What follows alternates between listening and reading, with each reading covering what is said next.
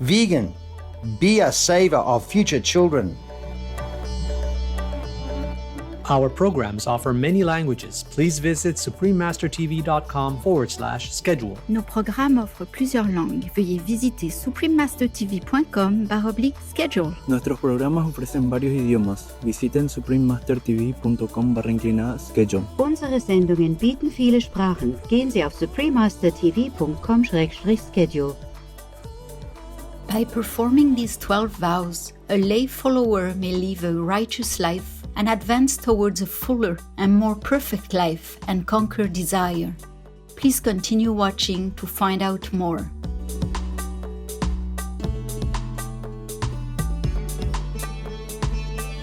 Namaste, righteous viewers. I am Prisha. The benevolent people of India appreciate your sincere prayer for a vegan world. May Lord Mahavira's divine serenity fill your heart with peace. The religion of Jainism, traditionally called Jain Dharma, originated in ancient India. Jain Dharma emphasizes the value of right perception, right knowledge, and right conduct. Through inner reflection and sincere practice of these principles, one can attain moksha or realization of the soul's true nature. The concept of ahimsa or non-violence is also central to Jainism. Thus, with respect for all life, Jain practitioners follow a pure vegan or plant-based diet. The Jain lineage includes 24 Tirthankaras or beings who share their enlightenment with others. The Tirthankara's teachings comprise the Agam Sutras, which are the holy scriptures of Jainism. The 24th and last Tirthankara was Lord Mahavira, whose name means great hero. Born into a royal family in 599 BC, Prince Mahavira decided as a young man to pursue a solitary spiritual life. After 12 years of intensive meditation, he attained Kevala Jnana, or the highest wisdom. Lord Mahavira was known to face all obstacles with acceptance and forgiveness. He also shared discourses on spiritual truths, which formed the basis of present-day Jainism. Supreme Master Jinghai has offered tribute to the spiritual greatness of Lord Mahavira as during lectures given in Taiwan, also known as Formosa, on various occasions. I don't know if anyone in the history of mankind could have done or could be doing or will be doing such a asceticism, such a sacrifice like the Lord Mahavira. We really salute him and are grateful to all that he has to endure.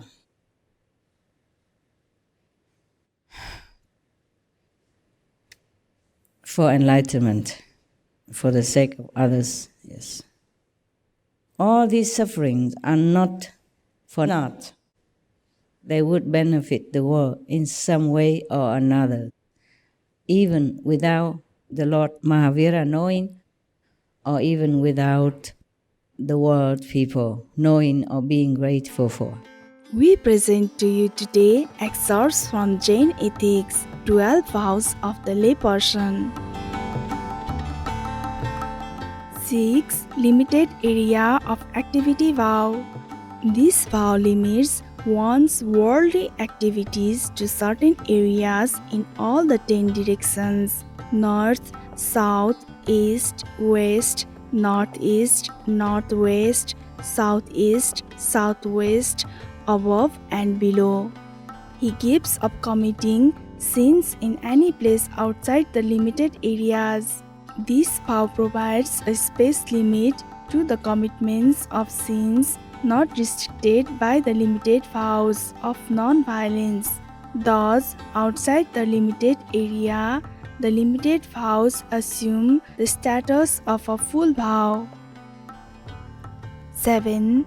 Limited use of consumable, non-consumable items vow.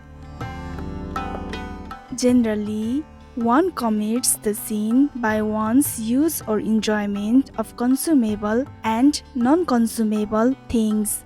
Consumable means enjoyment of an object which can only be used once, such as food, drink, fruits, and flowers.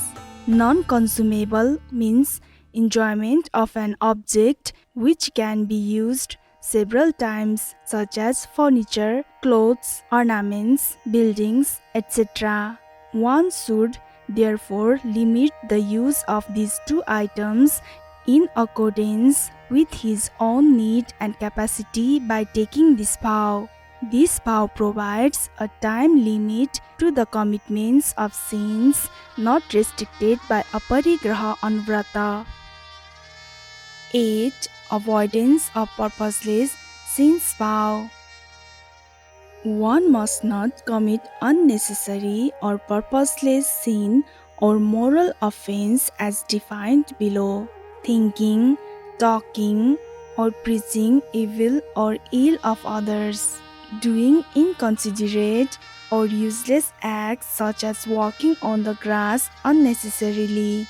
Manufacturing or supplying arms for attack, reading or listening to improper literature, or carelessness in ordinary behavior. Thus, this vow is of great practical importance. It makes life more vigilant and sin-proof. 9. Limited meditation vow. Meditation of the soul and its relationship with nature is known as samayik. By giving up affection and aversion, observing equanimity in all objects, thinking evil of no one, and being at peace with the world, one should practice this vow of meditation. This vow consists in sitting down in one place for at least 48 minutes, concentrating one's mind on religious activities like reading religious books, praying, or meditating. This vow may be repeated many times in a day. It is to be observed by mind, body, and speech. The meditation of 48 minutes makes a person realize the importance of lifelong vow to avoid all sinful activities, and is a stepping stone to a life of full renunciation. 10. Limited duration of activity vow. This vow sets the new limit within the limitations already set by Digvrata and Bhoga Upavoga Vrata. The general lifelong limitation of doing business in certain areas and the use of articles are further restricted for a particular day's time of the week.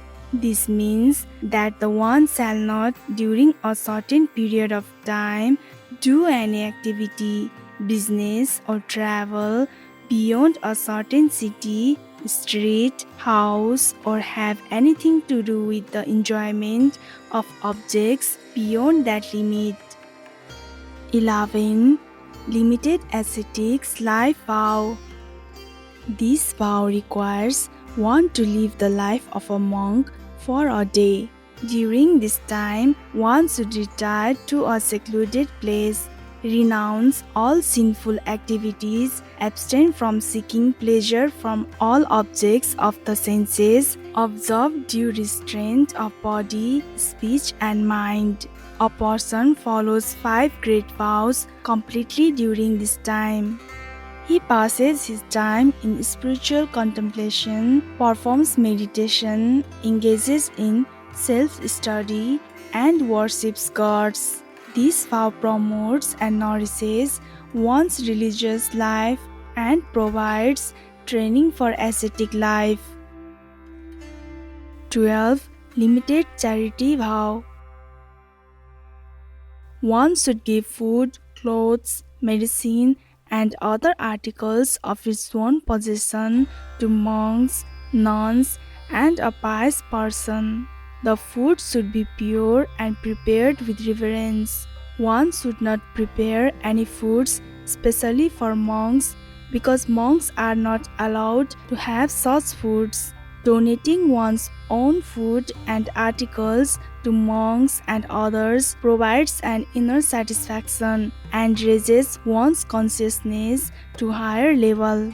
It also saves him from acquiring more sins if he would have used the same for his nourishment, comfort, and pleasure. In the final days of life, a householder observes peaceful death. A householder can attain a peaceful death if he truly follows the above 12 vows. The peaceful death is characterized by non-attachment to the worldly objects and by a suppression of the passions at the time of death. The last thought should be of a calm renunciation of the body, and this thought should ever be present long before death supervenes. By performing these 12 vows, a lay follower may have a righteous life and advance towards a fuller and more perfect life and conquer desire. While earning wealth and supporting family, he is taught self-restraint, love, and anonymity. On one hand, he is debarred from doing any harm to himself, to his family, to his country, or to humanity by his reckless conduct. On the other hand, by giving up attachments, he gradually prepares himself to the life of ascetics.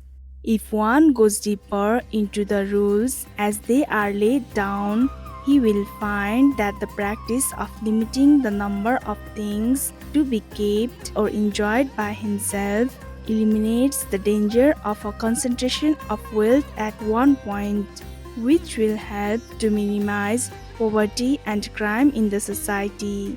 Thus, limiting the desires of individuals results in an ideal society.